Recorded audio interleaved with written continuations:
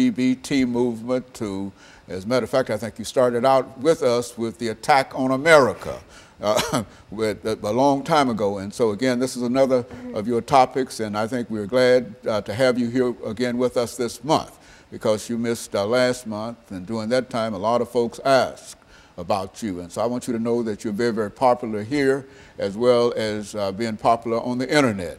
And so let's start off again this morning by having you to give us some information about your background, your education, and your experiences, and then we'll have an opportunity to talk about, during the second segment, the rise and fall of Adolf Hitler. Let's do it from that perspective. As you introduced me, my name is Alana McLaughlin.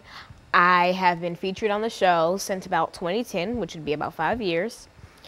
I have a middle school education. I am 13 years old, and I am your granddaughter.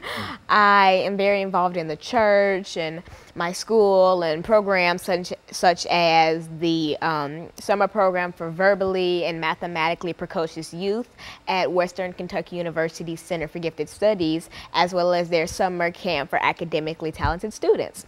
I'm also involved in the Junior National Young Leaders Conference, which I am proud to be an alumna of.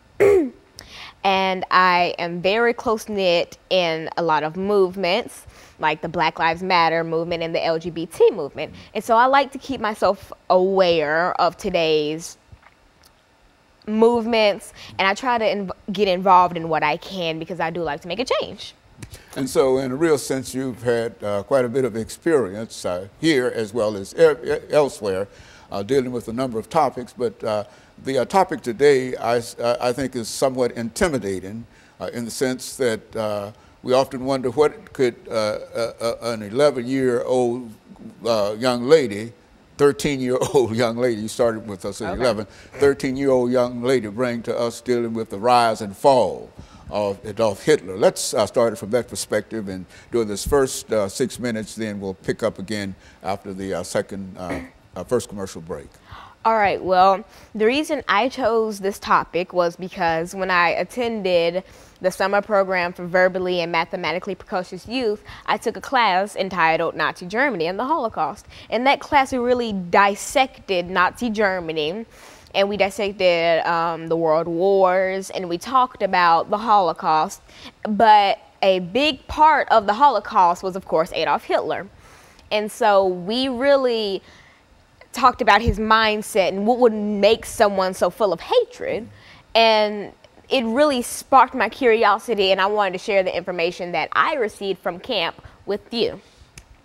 And so basically, Adolf Hitler, born Adolf Schicklgruber, was born to a small family in which he didn't have very much. And so for his childhood, he lived the average life of anybody in that day. I mean, he wasn't very poor, yet wasn't very rich, and he was normal.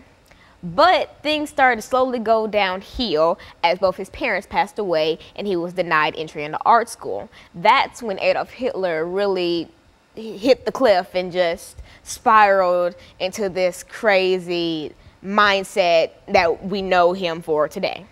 And so in a real sense, his background had a very, very important part in terms of why you decided to select the issue of dealing with the Holocaust. As a matter of fact, I think we've talked about the Holocaust on this show before in several other issues dealing with the Second World War. As a matter of fact, you included Hitler as one of the 3 great dictators when we did that show dealing with the European dictators during the Second World War. I think you included Mussolini, you included Stalin, and you also included Adolf Hitler. And so you're back again dealing with Adolf Hitler.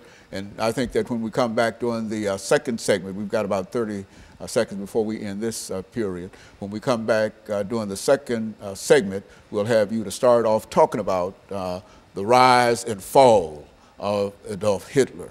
And of course, we'll be back with our audience following this very, very short commercial break.